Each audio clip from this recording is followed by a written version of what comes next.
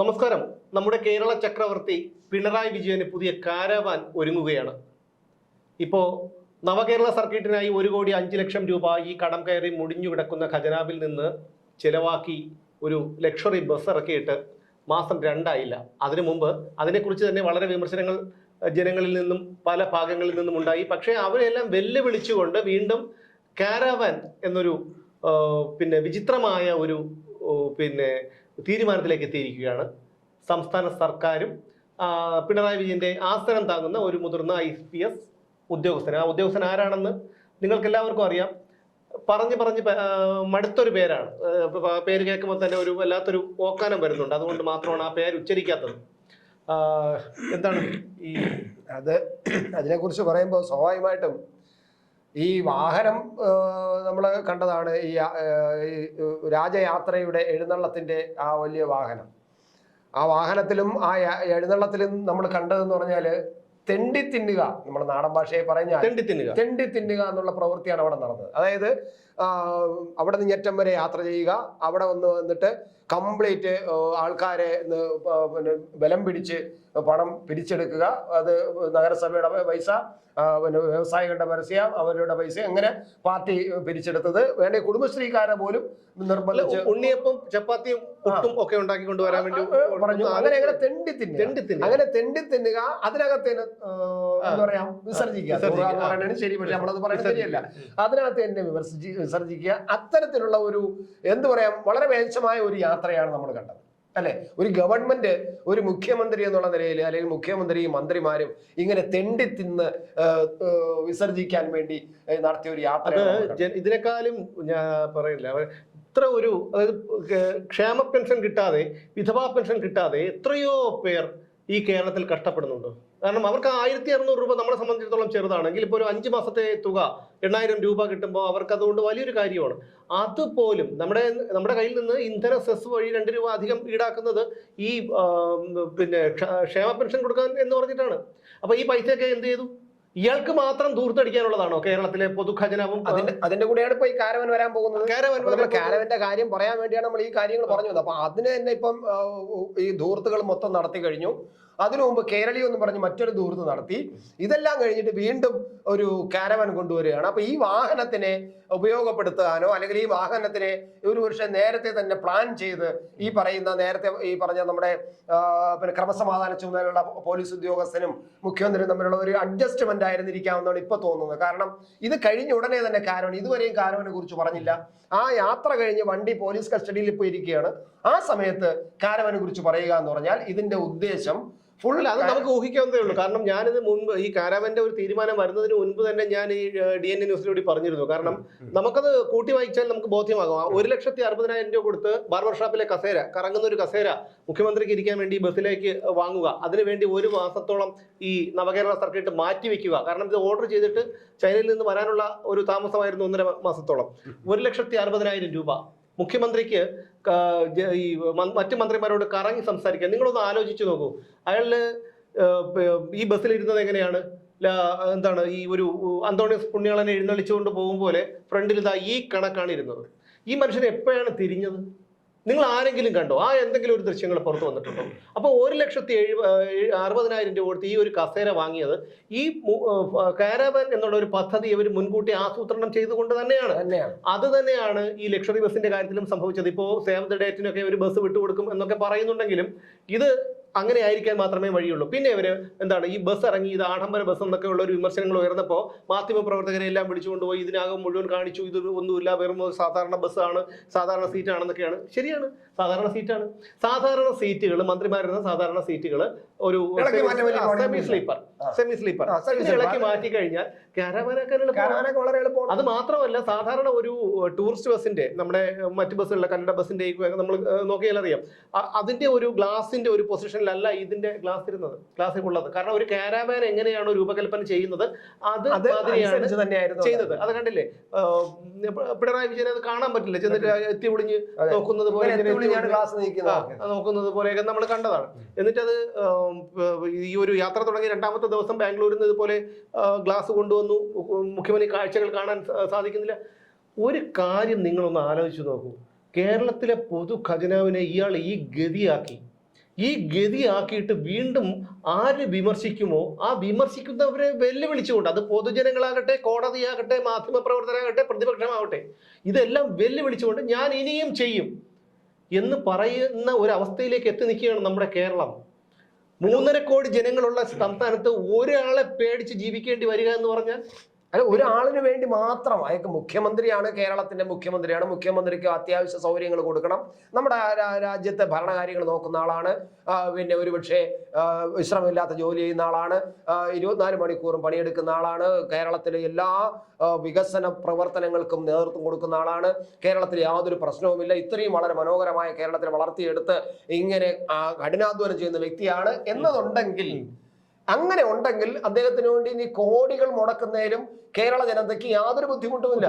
പക്ഷേ ഇത് അങ്ങനെയൊന്നുമില്ലാത്ത, യാതൊരു ഉപയോഗവുമില്ലാത്ത, യാതൊരു ഗുണവുമില്ലാത്ത, കേരളത്തിന് ഇതുവരെയായിട്ട് യാതൊരു ദ്രോഹമല്ലാതെ ഗുണം ഉണ്ടാക്കാൻ കഴിയാത്ത വികസനം എന്ന് പറഞ്ഞിട്ട് ഒരു പുതിയ വികസന പരിപാടി കൊണ്ടുവരാൻ കഴിയും, ഒരു പുതിയ ഫാക്ടറി കൊണ്ടുവരാൻ കഴിയാത്ത, അല്ലെ, ഒരു കൊച്ചു കമ്പനി പിള്ളേരെ എവിടെന്നെങ്കിലും തട്ടിക്കൂട്ടി ഒരു കമ്പനിയുടെ അത് കേരള പിന്നെ സർക്കാരിന്റെ നേട്ടമാണെന്ന് കാണിച്ചുകൊണ്ട് സ്വന്തമായിട്ടൊരു ഒരു ഒരു ഒരു എന്താ പറയാ മയിൽക്കുറ്റി സ്ഥാപിക്കാൻ, അതാണ് നമ്മൾ പറയുന്നത്. ഒരു ഞാൻ കൊണ്ടുവന്ന മയിൽക്കുറ്റിയാണ് ഇത് എന്ന് പറയുക. നമുക്കറിയാം, നമ്മുടെ ഇവിടുത്തെ ഉള്ള ഓരോരോ മുഖ്യമന്ത്രിമാർ വന്നിട്ട് പോകുമ്പോൾ അവരുടെ പേരിൽ നമുക്കറിയാം അവർ കൊണ്ടുവന്ന പദ്ധതികൾ എന്തെല്ലാമാണെന്ന്. ഇപ്പോഴും നമ്മളിവിടെ കാണുന്ന പല പല പ്രസ്ഥാനങ്ങളും പല പല സ്ഥാപനങ്ങളും ഒക്കെ ഓരോരോ മുഖ്യമന്ത്രിയുടെ കാലത്ത്, അച്യുതമേനോന്റെ കാലത്ത് കൊണ്ടുവന്നാണ് കെൽട്രോണ്, CDS, പിന്നെ ശ്രീ ചിത്ര, ഇങ്ങനെ തുടങ്ങി ഈ പറയുന്ന ഇന്ന് ഏറ്റവും വലിയ ആരോഗ്യരംഗത്ത് നമ്മൾ അഭിമാനിക്കുന്നതാണ് ശ്രീ ചിത്ര എന്ന് പറയുന്നത്. അത് പിന്നെ CDS, ഇത് സെന്റർ ഫോർ പിന്നെ ഇത് സ്റ്റഡീസ് എന്ന് പറയുന്ന സാധനം,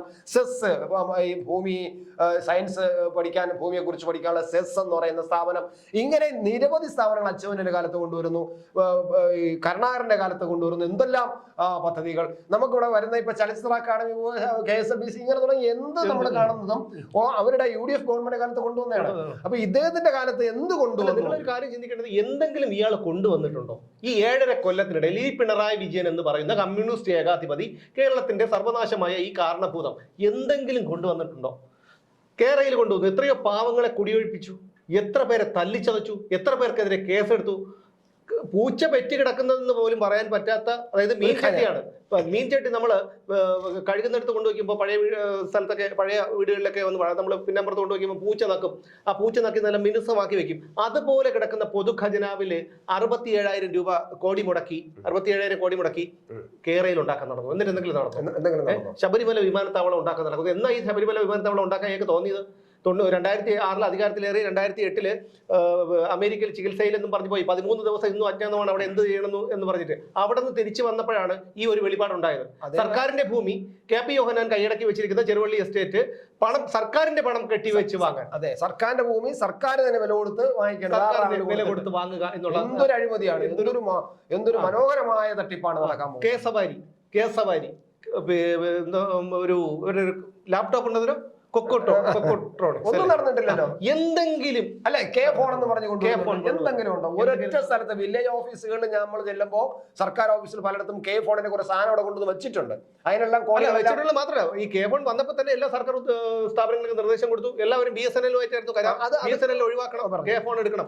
അവസാനം എന്തായി? ഇപ്പോ ഫോണിന്റെ ഒരു ഗതികേട് കണ്ടുകൊണ്ട് സർക്കാർ തന്നെ ഉത്തരവ് കൊടുത്തിരിക്കുകയാണ്. കാരണം കരാർ പുതുക്കാൻ BSNL വർക്ക് ചെയ്യുന്നില്ല.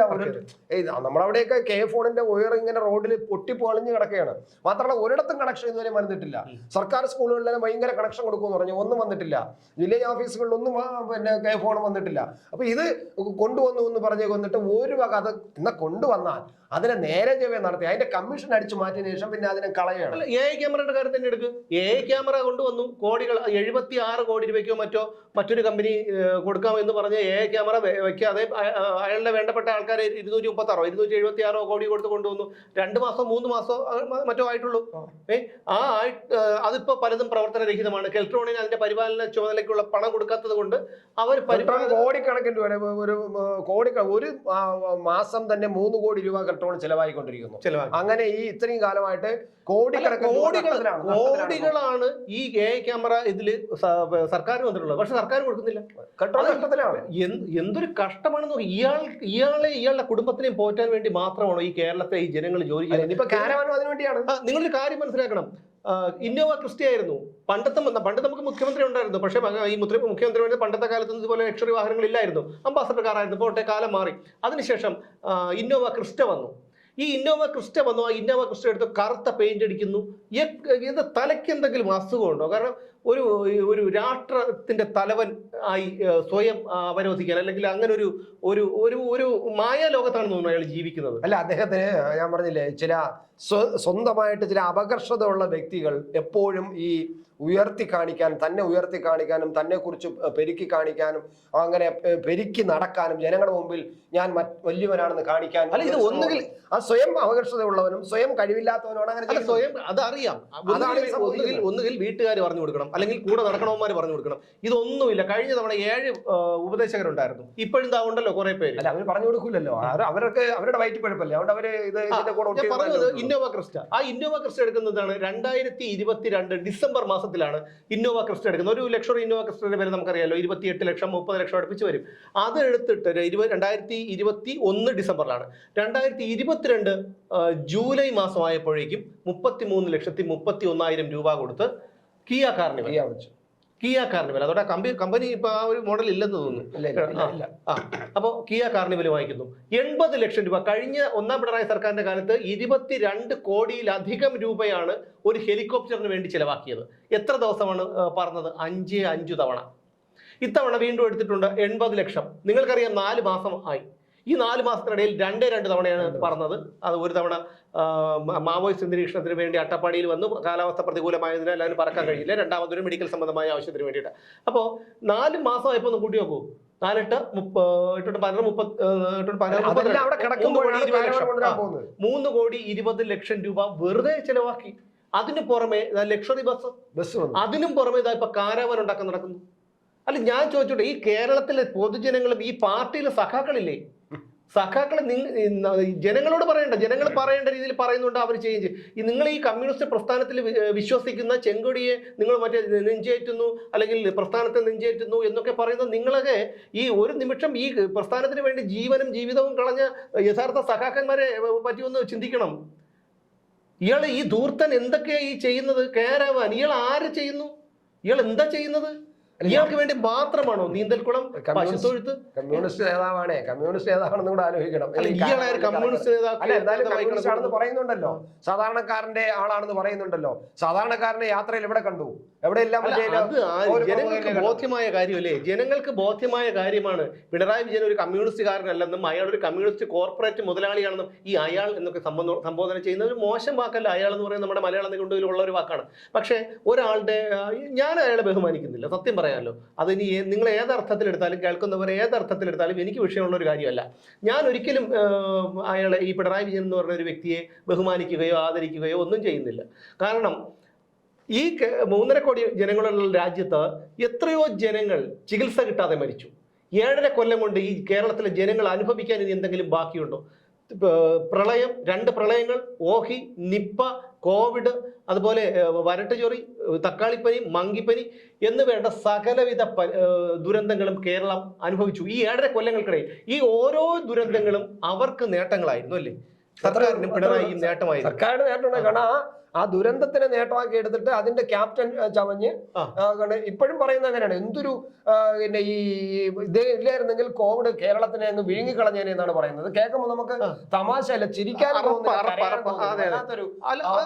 കോവിഡ് കാലത്ത് ഇയാൾക്കൊരു അഹങ്കാരി വേറെയുണ്ട്. കാരണം കോവിഡ് കാലത്ത് പോലും കോവിഡ് മാനദണ്ഡങ്ങൾ എല്ലാം ലംഘിച്ചുകൊണ്ടാണ് അവിടെ നിന്ന് ആശുപത്രിയിൽ നിന്ന് ഡിസ്ചാർജ് വാങ്ങിപ്പോയത്. ഒരു സമൂഹത്തിന് അല്ലെങ്കിൽ ഒരു നാടിന് മാതൃകയാവേണ്ട മനുഷ്യനാണ് ഇതുപോലുള്ള കണ്ണന്തിരിവ് കാണിക്കുന്നത്. എന്തായാലും കാരവൻ നമ്മുടെ വിഷയത്തിലൂടെ ചർച്ച ചെയ്യുമ്പോൾ സ്വാഭാവികമായിട്ടും ഇത് വെല്ലുവിളിയാണ്. കേരളത്തിലെ ജനങ്ങളുടെ മുഖത്ത് നോക്കിക്കൊണ്ട് ഞാൻ തോന്നിയത് ചെയ്യും, ഞാൻ ഇഷ്ടമുള്ളത് ചെയ്യും, നിങ്ങൾ എന്നെ മുഖ്യമന്ത്രിയാക്കിയെങ്കിൽ എനിക്ക് തീരുമാനം എടുക്കാനുണ്ട്, എൻ്റെ സൗകര്യം കഴിഞ്ഞിട്ട് മതി നിന്റെയൊക്കെ സൗകര്യം, നിനക്കൊക്കെ പെൻഷൻ വേണോ, നിനക്കൊക്കെ റേഷൻ അരി വേണോ, ഞാൻ കാരവാൻ വാങ്ങിച്ചിട്ട് ബാക്കി ഉണ്ടെങ്കിൽ തരാം എന്ന ഒരു വെല്ലുവിളി. സത്യത്തിൽ ഈ വെല്ലുവിളി ഏറ്റെടുക്കേണ്ടത് ജനങ്ങളാണ്, കേരളത്തിലെ പൊതുജനങ്ങളാണ്. കേരളത്തിൽ ഇതിനേക്കാളും എന്തെല്ലാം കാര്യങ്ങൾ ഇപ്പൊ ലോകരാഷ്ട്രങ്ങൾ നടന്നിട്ടുണ്ട്. അപ്പോ ഇത് പിണറായി വിജയൻ എന്നും അതിനെയൊക്കെ വെച്ച് താരതമ്യപ്പെടുത്തുമ്പോൾ പിണറായി വിജയൻ ഒന്നും ഒന്നുമല്ല. പക്ഷേ നമ്മൾ എല്ലാവർക്കും പേടിയാണ്. അയ്യോ കൊല്ലുവോ, അല്ലോ കേസിൽപ്പെടുത്തോ. പണ്ട് ഈ ഇപ്പൊ കുറച്ച് നാളുകൾ കൊണ്ട് 7.5 കൊല്ലം കൊണ്ട് രാഷ്ട്രീയ കൊലപാതകങ്ങൾ CPM നടത്തുന്നില്ല. കാരണം അധികാരം അവരുടെ കയ്യിലുള്ളത് കൊണ്ട് ഏത് കേസിൽ വേണോ കുരുക്കാം എതിരാളിയെ. അപ്പൊ അതുകൊണ്ട് അങ്ങനെ ഒരു കാര്യം ഇല്ല. എന്തായിരുന്നാലും ഈ കേരളത്തിലെ ജനങ്ങൾ ഈ ഒരു കാര്യം കൂടി എടുത്ത് പറയാതെ പോയി, ഈ ഒരു മുഖ്യമന്ത്രിയുടെ ആസനം താങ്ങി നടക്കുന്ന ഒരു IPS ഓഫീസർ ഉണ്ടല്ലോ, അറപ്പ് തോന്നുകയാണ് മനുഷ്യനെ കുറിച്ച്. അറപ്പ് എന്ന് പറഞ്ഞാൽ അറപ്പ് തോന്നുകയാണ്. അയാളാണ് ഇയാളുടെ ഒരു പ്രതിരൂപം, ഒരു മൈക്കായിട്ട് വരുന്നതാണ്. കാരവൻ റെക്കമെൻഡ് ചെയ്തതും അദ്ദേഹമാണ്. കാരവൻ റെക്കമെൻഡ് ചെയ്തതും അയാളാണ്. അപ്പോൾ ഞാൻ പറയാം, കേരളത്തിലെ പോലീസ് സേന പോലും ഈ ഒരു ഘട്ടത്തിൽ എത്രമാത്രം അധപ്പതിച്ചു പോയിരിക്കുന്നു എന്നുള്ളതിന്റെ ഒരു ഉദാഹരണമാണ് ഈ കാണുന്നത്. പിന്നെ മറ്റൊരു കാര്യം എന്ന് പറഞ്ഞു കഴിഞ്ഞാൽ ഇതാണ്, മറിയക്കുട്ടിമാരോടൊക്കെ ഉള്ള വെല്ലുവിളിയാണ്. മറിയക്കുട്ടി പിച്ചച്ചട്ടി എടുത്ത് തെണ്ടി ഇപ്പോൾ അവരോടുള്ള വെല്ലുവിളിയാണ്. കോടതി വെല്ലുവിളിക്കുന്നു. എനിക്കിഷ്ടം, ഞങ്ങൾക്ക് സർക്കാർ, കോടതിക്ക് പലതും പറയാം, സർക്കാരിന് തോന്നിയതുപോലെ സർക്കാർ ചെയ്യും. ഗവർണറെ വെല്ലുവിളിക്കുന്നു, പൊതുജനങ്ങളെ വെല്ലുവിളിക്കുന്നു, പ്രതിപക്ഷത്തെ വെല്ലുവിളിക്കുന്നു. ഇയാളുടെ മുമ്പിൽ ആര് നിൽക്കാൻ എന്താണ് പേടിക്കുന്നത്? അല്ല, എനിക്ക് മനസ്സിലാവാത്തൊരു കാര്യം അതുകൊണ്ട് കോടിയേരി ബാലകൃഷ്ണൻ പോലും അന്ന് KTDC ഹോട്ടലിൽ നിന്നാണ് മുട്ടിടിച്ചാ നിൽക്കുന്നത്. കൂടിപ്പോയി കഴിഞ്ഞാൽ കൊന്നുകളയും, അത്രയല്ലേ ഉള്ളൂ. എന്തിനാ ഈ മനുഷ്യനെ ഭയപ്പെടുന്നത്? എന്തിനാ ഈ ദൂർത്തടിക്കുന്നത്? പൊതുജനങ്ങളുടെ പണമാണ്. സാധാരണക്കാരന് ഇവിടെ ചികിത്സയില്ല, ക്ഷേമ പെൻഷൻ ഇല്ല, മറ്റ് സർക്കാർ ആനുകൂല്യങ്ങളില്ല, ലൈഫ് മിഷൻ പദ്ധതിയിലുള്ള ഗഡു ഇല്ല, ഒന്നുമില്ല. അയാൾക്ക് കാരാവാൻ വേണം പോലും. ഇതൊക്കെ എതിർക്കേണ്ട കാര്യങ്ങളല്ലേ? വാങ്ങിച്ച് എന്താണ് കുറെ എണ്ണത്തിന് വെടിവെച്ച് കൊല്ലുമായിരിക്കും, അതിനെക്കുള്ളൊന്നും സംഭവിക്കാൻ പോകുന്നില്ലല്ലോ. കണ്ടും കേട്ടും മടുത്തു സഹോദരങ്ങളെ. അതുകൊണ്ടാണ് ഈ ഇത്രയും രോഷം കൊള്ളുന്നത്. കണ്ടും കേട്ടും മടുത്തു. ഇയാളെ സത്യം പറഞ്ഞു കഴിഞ്ഞാൽ ഈ വഴിയരികിലൊക്കെ ഇരുന്ന് ഒരു കുറച്ച് പയറും അല്ലെങ്കിൽ ഈ മുളകും ഒക്കെ ഇങ്ങനെ ഇട്ട് ഈ 5 രൂപ 10 രൂപ ഒക്കെ വെച്ച് വിൽക്കുന്ന ആൾക്കാരുണ്ട്. അത് കൊണ്ട് ജീവിക്കുന്നവരാണ്. അവർക്ക് അതുകൊണ്ട് 10ഓ 50ഓ അല്ലെങ്കിൽ 100 രൂപയ്ക്കുള്ളിലോ കിട്ടും. അതുകൊണ്ട് ഒരു വീട് കഴിഞ്ഞ് പോവുക, ഒരു കുടുംബം കഴിഞ്ഞ് പോവുക എന്നൊക്കെ പറഞ്ഞ് ഒന്ന് ആലോചിച്ച് നോക്കും. 80ഉം 85ഉം വയസ്സായാണ്. ഇന്ന് ഞാൻ ഒരാളെ കണ്ടിട്ട് വരികയാണ്, പെൻഷൻ ഇല്ല, കണ്ണവർക്ക് കാഴ്ചശക്തി ഇല്ല, കാഴ്ചശക്തി കുറവാണ്, മരുന്ന് വാങ്ങാനുള്ള പണമില്ല, ക്ഷേമ പെൻഷൻ കിട്ടുന്നില്ല.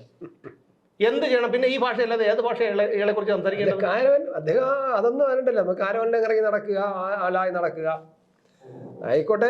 ഇത് ജനങ്ങൾ നേരത്തെ പറഞ്ഞതാണ്, ജനങ്ങൾ പ്രതികരിക്കാതിരുന്നിട്ട് കാര്യമില്ല. ജനങ്ങൾ വെറുതെ ഇങ്ങനെ നിഷ്ക്രിയരായിട്ട് കേരള ജനത ഇത്രയും വൃത്തികെട്ട ഒരു പ്രബുദ്ധ പൊട്ടന്മാരായിട്ട് മാറിക്കഴിഞ്ഞാൽ അത് അനുഭവിക്കാൻ പോകുന്നത് ഒരു വലിയ ദുരന്തമായിരിക്കും എന്നതാണ് നമുക്ക് പറയാനുള്ളത്, അല്ലേ? എന്തായാലും കേരളത്തിലെ ജനങ്ങൾ തന്നെ, ഈ പറഞ്ഞതുപോലെ ചേട്ടൻ പറഞ്ഞതുപോലെ കേരളത്തിലെ ജനങ്ങൾ തന്നെ തീരുമാനിക്കട്ടെ. കണ്ടും കേട്ടു 7.5 കൊല്ലമായി നമ്മൾ സഹിക്കുകയല്ലേ.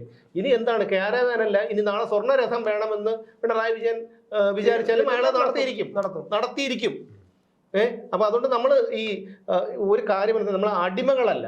അത്രയും ഒരു ബോധമെങ്കിലും കേരളത്തിലെ ജനങ്ങൾക്ക് ഉണ്ടാകട്ടെ എന്ന് പ്രാർത്ഥിച്ചുകൊണ്ട് നമുക്ക് ഇനി വീണ്ടും കാണാം അടുത്തൊരു വിഷയത്തിലൂടെ.